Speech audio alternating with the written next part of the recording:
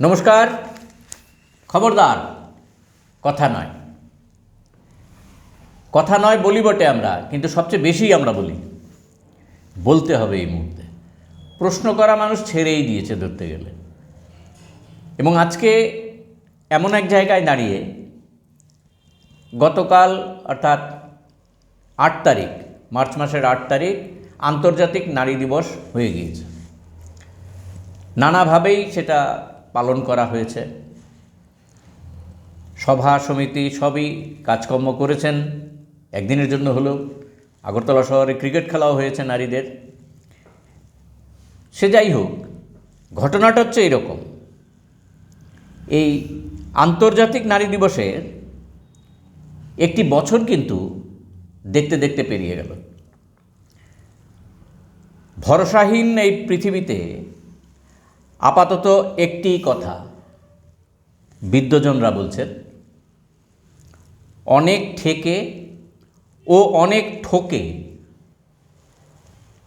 মেয়েরা, নারীরা শিখেছে ভরসা রাখা যায় কেবল নিজের ওপর, নিজের শক্তি ও সাহসের ওপর। আরেকটু তলিয়ে দেখলে দেখা যাবে, বিদ্বজনেরা বলছেন, এক নিরামিষী রান্নাঘরের মতো বা এক নিরামিষী বাথরুমের মতো কি অবস্থা হয়েছে আইনসভার বা সংসদের। কেন? এই সংসদ তো এখনও 85% পুরুষ শাসিত, বিধানসভা 91% পুরুষ শাসিত। এরপরও শুনতে হচ্ছে, দিদিকে বলো, দাদার গ্যারান্টি, কোনো এক শক্তিমান, ন্যায়বান, সর্বগুণধর ব্যক্তি আছেন, তার কাছে আবেদন পৌঁছে দাও, তার ওপর ভরসা রাখো, যা করার তিনিই করবেন। সঙ্গে সঙ্গে তালিয়া। যদি না পাও তাহলে ধরে নেবে তোমার পাওয়ার কথাই ছিল না। একদিন পর আমরা যদিও বসেছি, কিন্তু সেজন্য কি আন্তর্জাতিক নারী দিবস উঠিয়ে দিতে হবে? দাবি জানানোর জায়গা আরেকটা বন্ধ হয়ে যাবে? ঘটনাটা তা না। এই নিয়েই আজকে কথা বলবো এমন একজন মানুষের সাথে, যিনি ছাত্রজীবন থেকে এই মুহূর্তে প্রৌরত্বের দোরগোড়ায় এসেও এখনও মানুষের দরবারে রাস্তায় দাঁড়িয়ে লড়াই করছেন। শ্রীমতী ফুলন ভট্টাচার্য আমার বাঁ দিকে, আপনাদের অনেক পরিচিত। রাস্তায় দাঁড়িয়ে দেখেছি লড়াই করতে, পুলিশের সঙ্গে এক প্রকার যুদ্ধ জয়নগরের মাথায় প্রকাশ্যে দেখেছি। ছাত্র গুলি করে হত্যার পরে যাকে রাস্তায় বেরিয়ে যেতে দেখেছি দাপটের সাথে, আজকে তার কাছেই বিভিন্ন প্রশ্ন নিয়ে এসেছি। আমরা কৃতজ্ঞতা জানাই খবরদার কথা নয়ের পক্ষ থেকে ফুলন্দির কাছে, যে এত ব্যস্ততার মাঝেও আমাদের যে একটু সময় দিয়েছেন ফুলন্দি। নমস্কার। সরাসরি চলে যাই। দেশের যদি কোনো আন্দোলনের কথা ভাবি, সে স্বাধীনতা আন্দোলনই হোক, সামাজিক সংস্কারের আন্দোলনই হোক, নারীরা এগিয়ে এসে বারবার প্রমাণ করেছে। প্রচুর নাম আপনি বলতে পারবেন, কিন্তু তা সত্ত্বেও আজও নারীরাই কিন্তু নিপীড়নের মাধ্যম। সবাই চুপ। আসলে আন্তর্জাতিক নারী বর্ষ আরেকটি গেল, এবং আমরা আরেকটি নতুন করে আবার আরেকটি স্লোগান দিলাম, নারীদের ক্ষমতায়নের ব্যবস্থা করো। সকলকে বলা হলো যে সবাই ইনক্লুসিভনেস, অর্থাৎ নারীদেরকে সর্বক্ষেত্রে নারীদের যুক্ত করো, নারীদের ভিজিবিলিটি বাড়াও। তো এখন মণিময় যে কথা বলছিলেন, তার থেকে আমরা দেখলাম যে আসলে আমাদের ভিজিবিলিটি ভীষণ কম। সর্বোচ্চ সিদ্ধান্ত যেখানে হবে, দেশের যে চূড়ান্ত সিদ্ধান্ত যারা নেয়, পার্লামেন্ট, সেখানে নারীদের উপস্থিতি মাত্র 16%। সেটাও নাকি এবার বেশি, আর এতদিন আরও নাকি কম ছিল। এটা 14, 9 থেকে আস্তে আস্তে 14-তে, এবারে 16-তে এসেছে। বিধানসভাগুলির অবস্থা একেবারে খারাপ, করুন, একদম খারাপ। তো তবে মণিময় আমি একটা কথা বলি, এটা যে পুরুষতন্ত্র যেটা বলি আমরা, যাকে বলি, সেটা তো সামন্ততন্ত্রের ফসল। এটা একদম সামন্ততন্ত্র থেকে এসছে। এবং ব্যক্তি, পরিবার, মানুষ যখন থেকে নিজের সম্পত্তি তৈরি করতে শুরু করলো, পরিবার বানাতে শুরু করলো, এবং মহিলাদের তখন থেকে কিন্তু আস্তে আস্তে সন্তানের জননী, সে সন্তান প্রতিপালন করবে। সে প্রথম ছিল কৃষিজীবী, কৃষির সঙ্গে তার যোগ প্রথম থেকেই ছিল, কারণ তার তো খাদ্য আহরণ করতে হতো, সেই কাজগুলো সে করবে। আস্তে আস্তে মেয়েদের কাজ আলাদা হতে শুরু করলো। এবং আমরা আমাদের ভারতবর্ষের মতো দেশ, আমাদের যে দেশে আমরা আছি, যেখানে এখনো যদিও এখন কিন্তু পুঁজির বিকাশ হয় খুব বিশাল, এখন আমরা উদারীকরণের যুগে রয়েছি, কিন্তু তারপরও দেখা যাবে যে সামন্ততন্ত্রের যে মূল যে চরিত্র, সেখান থেকে আমরা এখনো বেরিয়ে আসতে পারিনি। আমরা এখন ধর্মকে আশ্রয় করেছি, এবং এটা তো সকলেই জানে, ধর্ম আমরা সব সময় জেনে এসেছি যে ধর্ম হচ্ছে আমার নিজের অন্তরের বিষয়। আমি কোন ধর্মের পালন করব, আমি কাকে আমি পূজা করব, সেটা আমার আন্তরিক, আমার নিজের একান্ত বিষয়, আমার পারিবারিক বিষয়, আমার ব্যক্তিগত বিষয়।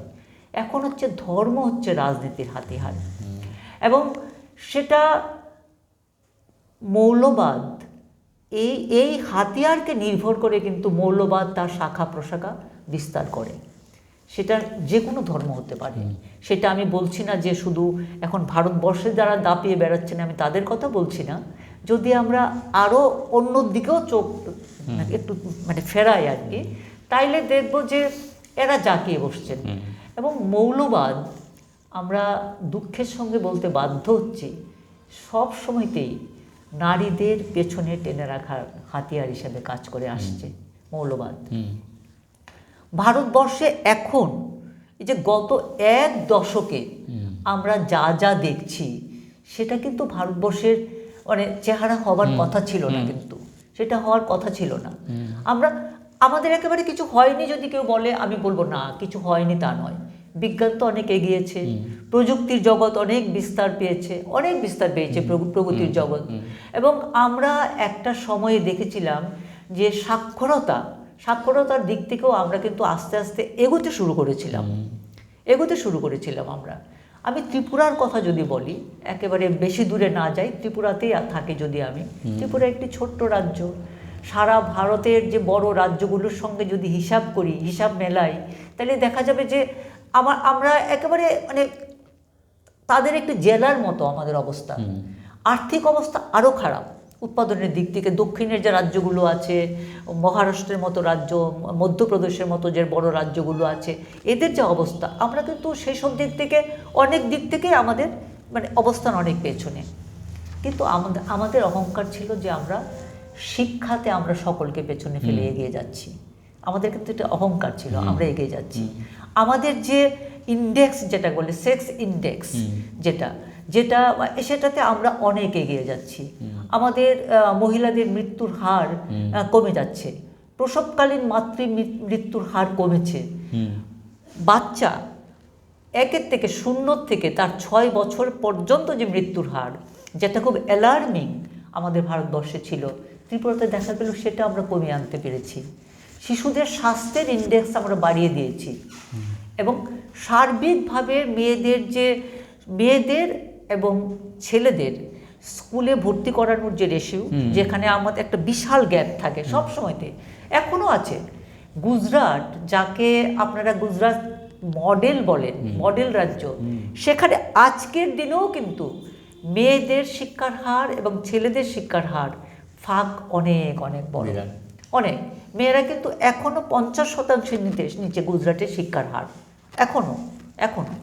এবং গ্যাপটা অনেক বড়, রেশিওটা অনেক। আমাদের ত্রিপুরাতেও কিন্তু ছিল, কিন্তু আমরা দেখেছি যে ত্রিপুরা এগুলো সব আস্তে আস্তে কাটিয়ে উঠে একটা নতুন দিকে একটা পা বাড়াতে শুরু করেছিল। কিন্তু একেবারে হঠাৎ করে আমি বলবো যে আমরা আজকের দিনে, আজকে যদি আমাকে কেউ বলে এবারে নারী দিবস, আমি আমার আমি বুঝতেই পারছিলাম না যে নারী দিবসে আমি যদি একটা ছোট্ট 2 লাইন লেখি, আমার বোন যারা আছেন চারদিকে, যারা ছড়িয়ে আছেন, শ্রমজীবী নারীরা যারা আছেন, যারা আমার চেনা অচেনা বন্ধুরা যারা আছেন, যারা নারীদের জন্য কাজ করেন, নিজেরা যারা এগিয়ে যেতে চান, তাদের জন্য যদি আমি নারী দিবসে 2 লাইনের একটি বার্তা দিই, কি বার্তা আমার হবে? আমি মানে এবার লাইন খুঁজে পাইনি, আমি দিতে পারিনি। আমার এই বার্তা এবার ছিল না, কিন্তু আমি পারিনি দিতে। একটা হতাশা ঘিরে ধরেছে আমাদের, একদম হতাশা ঘিরে ধরেছে। সেটা শিক্ষায় বলো, শিক্ষা তো এটা আমি আরো পরে বলবো এটা, কিন্তু প্রথম যে কথাটা যেটা মানে শুরু করলে মনে যে প্রশ্নটা, যে মেয়েদের উপরে এই নিপীড়নটা কেন, সেটা আমি বলবো যে সেটা আমাদের ইতিহাসের মধ্যেই এটা নিহিত রয়েছে। আমরা যখন থেকে আমাদের মধ্যযুগ আমরা যদি দেখি ইতিহাস বললাম না, ইতিহাসের সনতারিখ বলা যায় না, যে ইতিহাস কিভাবে কবে কোন তারিখে এক যুগ থেকে আমি আরেক যুগে পা রেখেছি। কিন্তু আস্তে আস্তে আমরা দেখলাম যে ভারতবর্ষে এই যে স্বাধীনতার লড়াই হলো, আমাদের মা বোনেরা এত কাজ করলেন, এতজন, মাতঙ্গিনী হাজরার কথা আমরা একেবারে ছোটবেলা জানতাম, বীণা দাসের কথা আমরা একেবারে ছোটবেলা জানতাম, আমরা এগুলো শুনতে শুনতে লক্ষ্মীবাই, আমরা ছোটবেলাতে এদের গল্প শুনেছি, আমরা মাস্টারদার সঙ্গে আমরা প্রীতিলতা ওয়াদ্দেদারের কথা শুনেছি। কিন্তু স্বাধীনতার পরে যখন সরকার গঠন করা হলো স্বাধীন ভারতবর্ষে, মেয়েরা কিন্তু নেই, মেয়েরা নেই তখন। এটা আমি বলি যে এটা কিন্তু শুধু আমাদের দেশকে বিচ্ছিন্ন করে দেখলে হবে না। ফরাসি বিপ্লব, যেখান থেকে আমরা সাম্য, মৈত্রী, স্বাধীনতার বার্তা পেয়েছি, এই যে 3টা স্লোগান, সাম্য, মৈত্রী, স্বাধীনতা, আমরা যখন ছাত্র ফেডারেশন করি আমরা তখন এই স্লোগানগুলি আমরা রাখতাম, সাম্য, মৈত্রী, স্বাধীনতা। এটা আমরা পেয়েছি ফরাসি বিপ্লবের সময়, এই স্লোগানটা। সেখানে আমরা দেখলাম যে মেয়েরা সবার আগে। এই যে ফরাসি বিপ্লবটা কিভাবে শুরু হলো, রাজপ্রসাদ, লক্ষ লক্ষ মানুষ ছুটে এসেছে, রুটি পাওয়া যাচ্ছে না, এরা তো আমাদের মতো ভাত খান না, এদের খাবার হচ্ছে রুটি, পাউরুটি যেটা বলি আমরা, ব্রেড। তো এটা কোথাও পাওয়া যাচ্ছে না, ভীষণ দাম বাজারে, সমস্ত জিনিসের দাম বেড়ে গেছে। এই প্রেক্ষিতে কিন্তু ফরাসি বিপ্লব। কিন্তু রাজতন্ত্র তখন, রাজা ঘুমে অচেতন, রাজা একদম তার নিজের বিলাসী জীবন যাপন করছেন, রানী তিনি প্রচণ্ড অত্যাচারী, তিনি বিলাসী জীবন যাপন করছেন। লক্ষ লক্ষ মানুষ ছুটে এসে রাজপ্রাসাদ অবরোধ করলো, মানে ফরাসি বিপ্লব শুরু হচ্ছে যেভাবে। এবং এই যে মানে রাজপ্রাসাদ ঘিরে রাখা, দিনের পর দিন ঘেরাও করে রাখা, রাজারা এবং রানীকে ঘেরাও করে রাখা, রানীকে রাজপ্রাসাদ থেকে বার করে নিয়ে যাওয়া, গিলোটিনে তাকে হত্যা করা, এই যে বিষয়গুলোই আপনারা যদি এগুলো দেখেন, এগুলো দেখবেন যে মহিলারা আগে, লক্ষ লক্ষ মহিলারা ঘর থেকে বেরিয়ে এসছে, যে সন্তানের জন্য খাবার জোগাড় করতে পারছে না, স্বামীকে খাবার দিতে পারছে না, সে বেরিয়ে আসছে ঘর থেকে। কিন্তু যখন ফরাসি বিপ্লবের পরে যখন বিপ্লবী সরকার হবে, তখন মেয়েদের বলা হলো go back to the kitchen, kitchen is your place, you go back there. Even Napoleon Bonaparte তিনিও কিন্তু এই কথা বলেছিলেন। শুধু তা না, তারপরে দেখুন যে পেরি কমিউন, যেটাকে আমরা বলি, মানে আমরা এই যে এখন সমাজতন্ত্রের কথা বলি, হ্যাঁ অল্প কিছুদিনের জন্য হলো পেরি কমিউন আমাদের ধরে রাখা গেল না, কিন্তু ছোটবেলাতে মানে কম বয়সে পেরি কমিউন আমাদের মুগ্ধ করে রাখতো, তার ইতিহাস মুগ্ধ করে রাখতো। ওখানেও তো নারীরা, নেথালি, হ্যাঁ সেখানেও নারীরা। আপনারা শুনলে অবাক হবেন, নেথালি এবং লুই মিশেল, 2 মহিলা কিন্তু ওখানে ব্যাপক ভূমিকা গ্রহণ করেছিলেন। কিন্তু যখন মানে কমিউন যখন মানে পতন হলো, কমিউনে রাখা গেল না। যুদ্ধের ইতিহাসবিদরা বলছেন যে পেরি কমিউনকে রক্ষা করার যে লড়াই, সেখানে 10,000 নারী অংশগ্রহণ করেছিলেন। এবং যুদ্ধ পরে যখন কমিউন ভেঙে গেল, তখন মানে রাখা গেল না, একবারে মানে রক্তপাতের মাধ্যমে কমিউনকে যখন মানে ধ্বংস করে দেওয়া হলো, তখনও যে যাদের বিরুদ্ধে মামলা মোকদ্দমা চলতে শুরু করলো, গ্রেপ্তার হতে শুরু করলো, তাদের মধ্যে মহিলার সংখ্যা ছিল 1050। প্যারি কমিউনি তো দেখালো, রুশ বিপ্লবকে তো পথ দেখালো প্যারি কমিউনি। এবং এই যে মিশেল, হ্যাঁ। যার কথা হ্যাঁ, তুমি বলুন। এক্ষুনি বললে, মানে উনি ছিলেন অগ্রণী নারী নেত্রী, তাকে নেথালি। গ্রেপ্তার করা হয়েছিল নেথালিও, পরে- হ্যাঁ, নেথালি লেমেল। এবং তাকে গ্রেপ্তার করা হয়েছিল, তাকে হত্যাও করা হয়, পরে হত্যা করা হয়। তো কিন্তু এখানেও দেখা গেছে যে যখন মানে সরকার যখন পরিচালনার প্রশ্ন আসছে, মেয়েদেরকে সেখানেও জায়গা দেওয়া হচ্ছে না। ফরাসি বিপ্লবের সময় তো মেয়েরা, ফরাসি বিপ্লবের পরে যখন সরকার, বিপ্লবী সরকার হলো, তখন কিন্তু সনদ গৃহীত হলো, স্বাধীনতার সনদ গ্রহণ করা হলো, মেয়েদেরকে বাদ দেওয়া হলো। মেয়েরা বাদ, আর যাদের মানসিক যে রুগী সে বাদ, এই দুটো অংশকে সেখানে সনদ থেকে বার করা হলো। মেয়েরা তখন নিজেদের সনদ নিজেরা লিখলেন, প্রশ্ন করলেন যে আমি যদি তোমার সঙ্গে কবরে শুতে পারি, আমি যদি তোমার সঙ্গে যুদ্ধে যেতে পারি, তাহলে তোমার সঙ্গে পার্লামেন্টে আমি কেন যেতে পারবো না? অনিময়, এই প্রশ্ন এখনো চলছে। ইউরোপ অনেক এগিয়ে গেছে, অনেক এগিয়ে গেছে, এদের ধর্মীয় সংস্কার আন্দোলন হয়েছে, অনেক এগিয়ে গেছে, আমরা ওই জায়গাটায় যেতে পারিনি। তাহলে দিদি একটা কথা পাশাপাশি প্রশ্নটা আসে, এই যে নারী আন্দোলনের এই ইতিহাস যে বললেন, মানে লোম খাড়া হয়ে যায় এরকম শুনলে। তো এটি হয়ে যাওয়ার পরে প্যারি কমিউনের কথা বললেন, আমাদের এই লক্ষ্মীবাইয়ের কথা বললেন, নিউ ইয়র্কের দর্জিরা যারা মহিলারা করলেন, যারা আপনার নারী এই যে আমাদের নারী দিবসের পথিকৃৎ হ্যাঁ এরাই পথিকৃৎ। তাহলে এই যে বর্তমান ভারতবর্ষের যে বর্তমান অবস্থায়, এই অবস্থায় আপনাদের মানে নারীদের আন্দোলন যে পর্যায়ে হওয়ার কথা, যে ঝাঁজে হওয়ার কথা ছিল, সেটা কি অনেকটা থিতু হয়ে গিয়েছে বলে মনে করেন? আসলে মণিময়, আমি জানি না, দয়া করে মানে শুধু দর্শকদের বলবো অন্যভাবে নেবেন না বিষয়টাকে, কিন্তু আমার ব্যক্তিগতভাবে যখন আমি এই বিষয়টা ভাবি, তখন আমার বারবার মনে হয় যে পলিটিক্যাল যে মুভমেন্ট আর নারীদের যে আন্দোলন, দুটো কোনো মতেই এক জায়গায় থাকতে পারে না। পলিটিক্যাল মুভমেন্টে পলিটিক্যাল ইস্যু থাকে, কিন্তু সেখানে নারীদের যে ইস্যু, যেটাকে এখন অনেকেই বলে নারীবাদী, মানে এই কথাগুলো বললে অনেকে নারীবাদী বলেন, কিন্তু নারীবাদ যে বিষয়টা সেটা কিন্তু নারী আন্দোলন না। নারীবাদ মানে নারী আন্দোলন না। নারীবাদ হচ্ছে নারীদের সমতা রক্ষার জন্যে কথা বলা, সবাইকে সচেতন করা, পুরুষদেরও সচেতন করা এবং আন্দোলন করা, নারী এবং পুরুষ মিলে, সেটা হচ্ছে নারীবাদ। তো সেখানে রাজনৈতিক যে আন্দোলন, যেখানে রাজনৈতিক সংগঠনগুলি নারীদেরকে যারা সংগঠিত করছেন, এরা রাজনৈতিক যে এজেন্ডা, সেই পার্টির এজেন্ডাগুলোতে নারীরা একত্রিত হচ্ছেন। সেখানে নারীদের এম্পাওয়ার করার জন্যে যে একটা আলাদা কিছু প্রোগ্রাম থাকতে পারে, সেটা কিন্তু কোনো পলিটিক্যাল পার্টি রাখে না, জেনারেলি রাখে না, অথচ সেটা কিন্তু দরকার।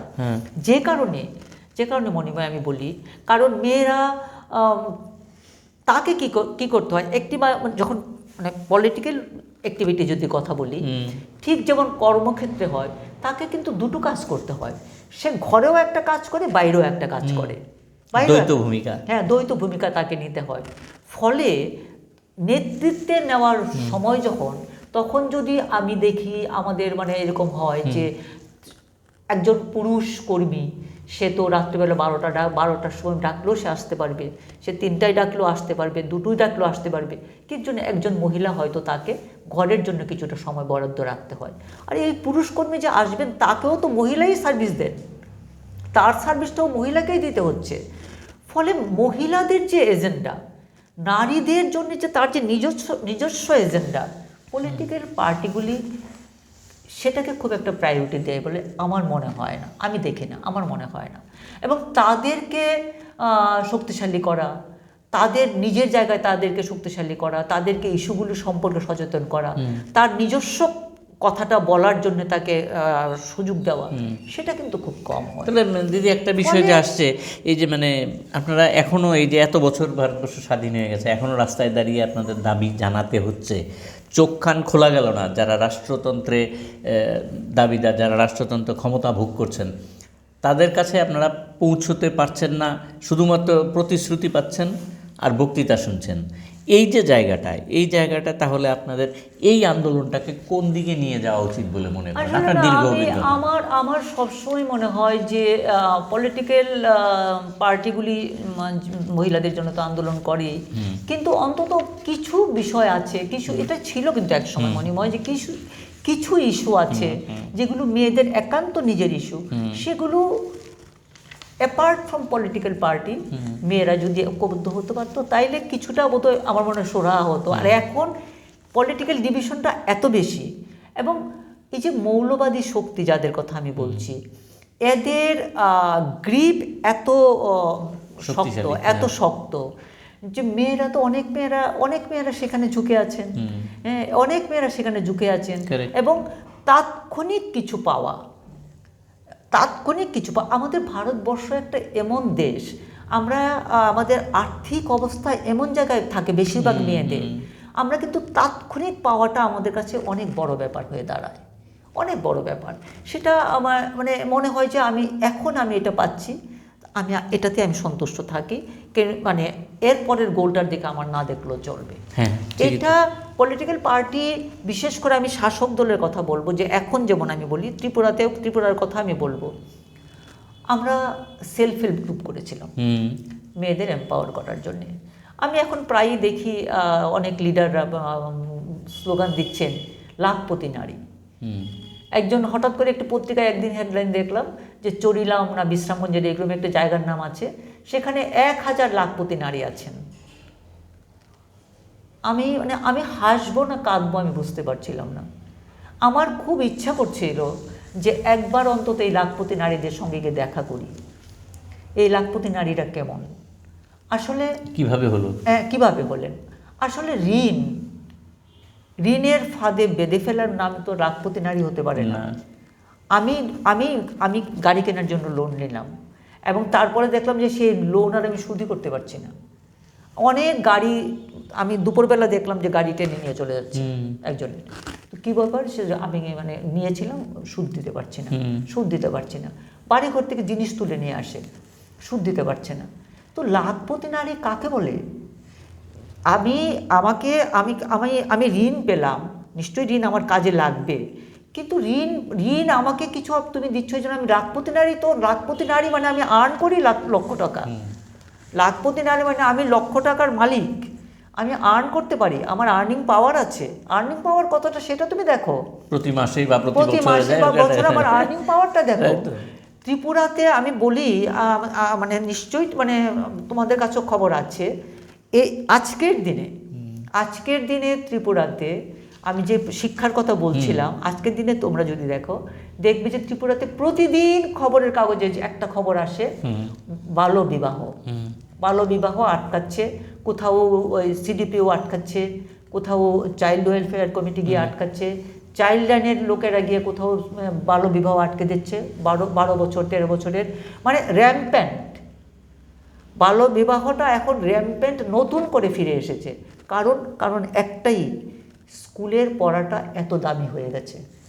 ঠিক, যেটা ছিল অবৈতনিক শিক্ষা, কলেজ পর্যন্ত। মনে হয় আমি যখন কলেজে পড়ি, ছাত্র আন্দোলন করলেন তো, আমি যখন কলেজে পড়ি, আমাদের তখন আন্দোলনের কি বিষয় ছিল? স্টাইপেন্ড। আমাকে স্টাইপেন্ড দিতে হবে।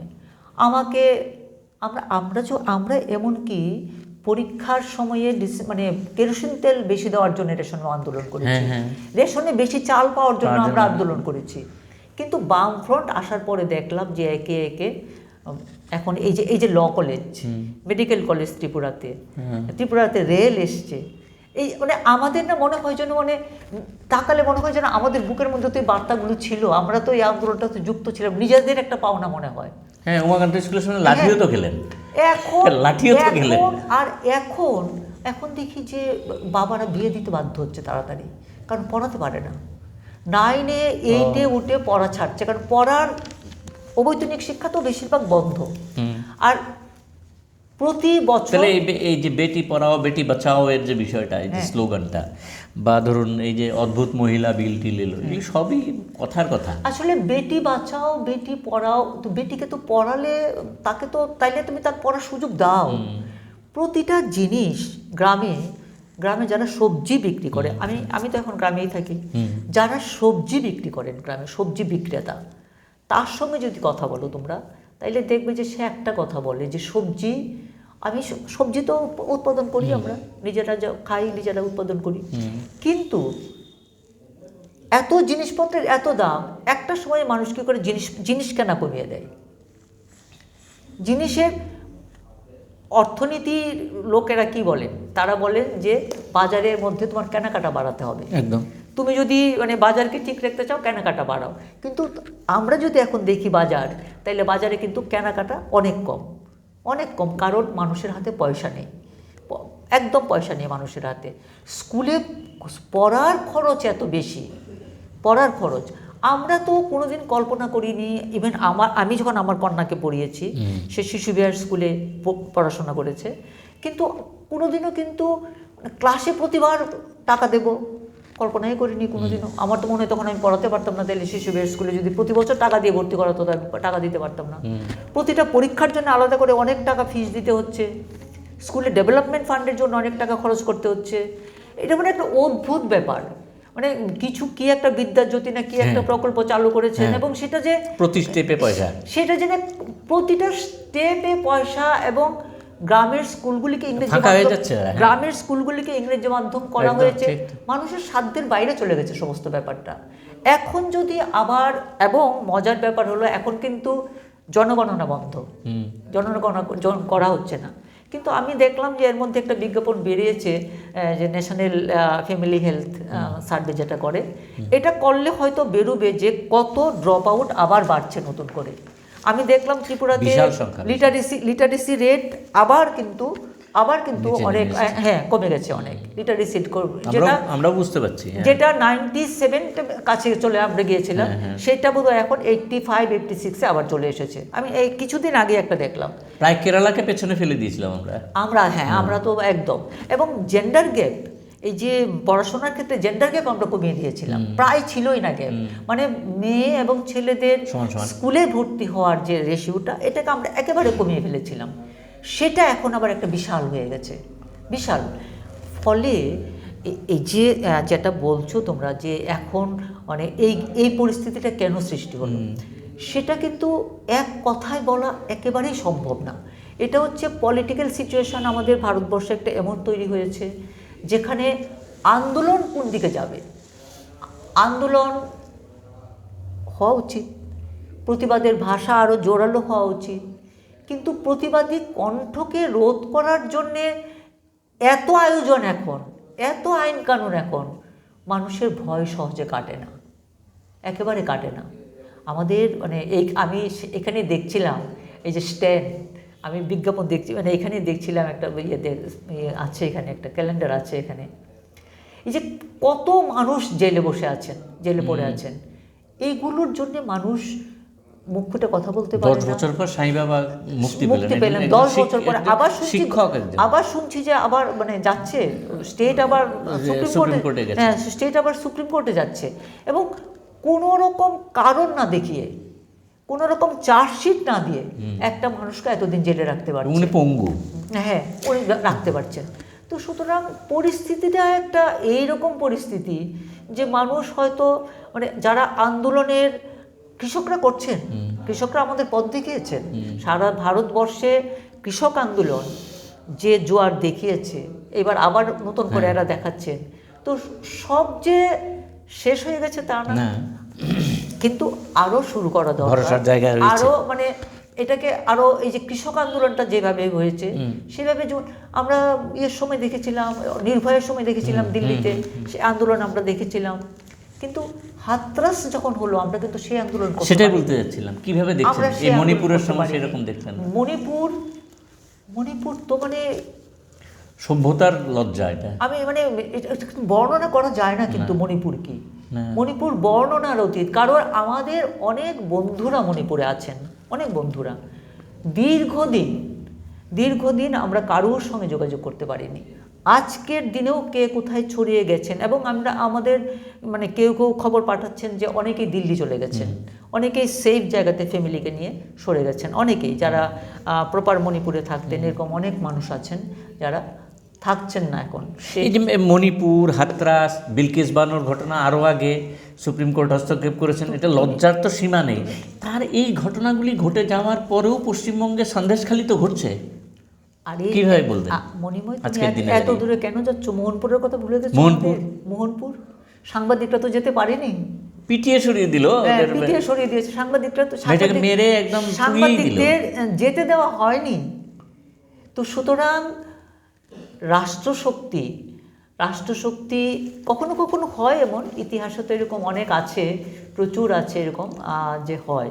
কিন্তু নিপীড়ন কেউ কেউ আছেন, কারো কারো মনে হয় যে বিশেষ করে যারা মানে রাষ্ট্রশক্তির এইরকম চেহারা যখন থাকে, এদের তখন মনে হয় যে সব কিছু বোধহয় অত্যাচার করে সব দাবিয়ে রাখা যায়।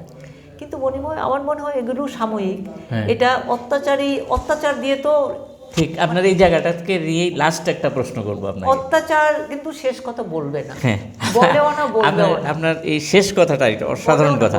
এটা যে রাষ্ট্রশক্তির কথা বললেন, বিদ্বজনেরা বলছেন রাষ্ট্রশক্তির বারবার বিরোধিতা সত্ত্বেও রাজনীতিতে, কর্মক্ষেত্রে যে ইঞ্চি মেয়েরা এগিয়েছে তা নিজের ভরসায়। বহু ব্যর্থ জীবন দিয়ে তৈরি পথ, তা দিয়ে তৈরি মেয়েরা এগিয়েছে, সেটা নিয়েই এগিয়ে চলেছে সাম্যের দিকে, সাফল্যের দিকে। এটা তো ঘটনা, এটাকে কীভাবে ব্যাখ্যা করবেন? সর্বশেষ প্রশ্ন। একের প্রথম থেকে বলি, আমরা ভারতবর্ষে, পরাধীন ভারতবর্ষে কিন্তু মেয়েরা ভোটাধিকার পেয়েছিল, এবং সেটা যে পেয়েছে সেটাও কিন্তু মেয়েরা আন্দোলন করে পেয়েছে। এই ভোটাধিকার পাওয়ার জন্যে এখান থেকে নারী নেত্রীদের একটা দল লন্ডনে রানীর সঙ্গে দেখা করেছিল যে আমাদের ভারতে মেয়েদের ভোটাধিকার দাও। 1923 থেকে তো আমরা শুরু করেছিলাম, বাংলাতে প্রথম ভোটাধিকার পেল মেয়েরা, তখন তো প্রভিন্স ছিল, বাংলা প্রভিন্স, এইভাবে পেতে শুরু করলো। তো এরপরে এই যে আইন কানুন হওয়া, একটার পর একটা আইন তৈরি হয়েছে, এগুলো কিন্তু সব নারী আন্দোলনের ফসল। কেউ কিন্তু দেয়নি মেয়েদেরকে, কেউ নতুন করে কিছু দেয়নি, বা মানে নিজেরা কিছু দেয়নি, বাংলা থেকেই শুরু হয়েছিল। হ্যাঁ, একদম। সুতরাং আন্দোলন করে কিন্তু মেয়েরা আজকে যে মেয়েরা যতটা মানে অগ্রগতি আমরা দেখছি, সেটা কিন্তু নারী আন্দোলনের ফসল। যদিও তুমি বলছিলে, আমিও তোমাকে বলছিলাম যে ঝাঁজটা আমাদের কমেছে, কিন্তু একটা কথা ঠিক যে আজকে এই যে আমি এখানে বসতে পেরেছি এসে, আমি কিন্তু এটা একমাত্র সম্ভব হয়েছে ভারতবর্ষের নারী আন্দোলনের জন্য সম্ভব হয়েছে।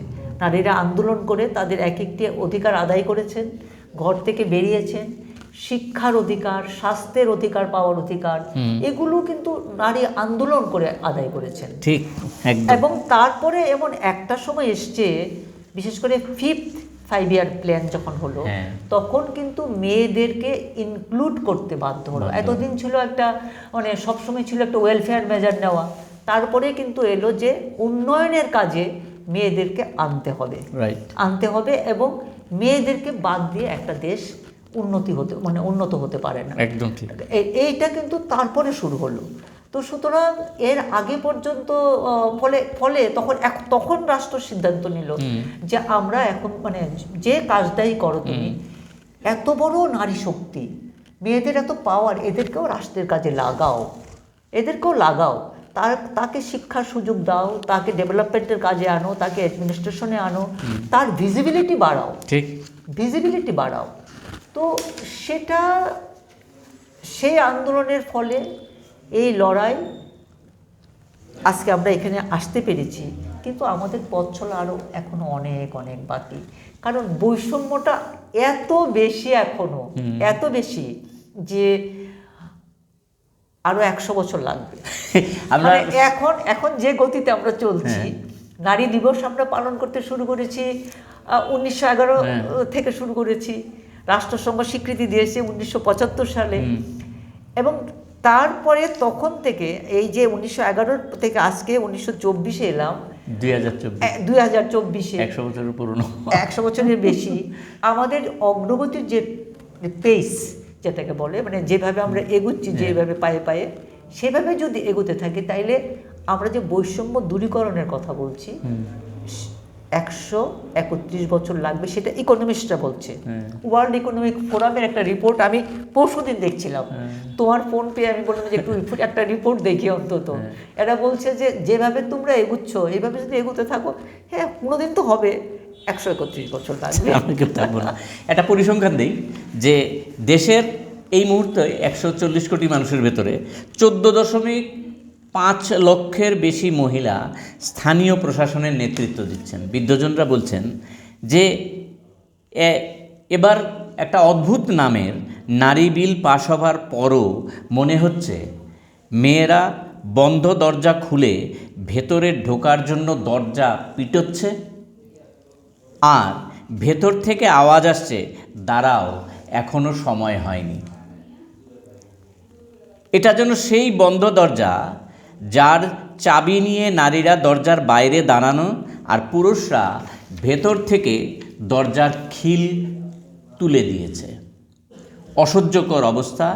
তাই শুধু খিল ভাঙার নোড়া কুড়ুল হলেই চলবে না, চাই ঝাঁটা রাজমিস্ত্রির যন্ত্রপাতি। এবারের লোকসভা এই সুযোগ দিতে পারত।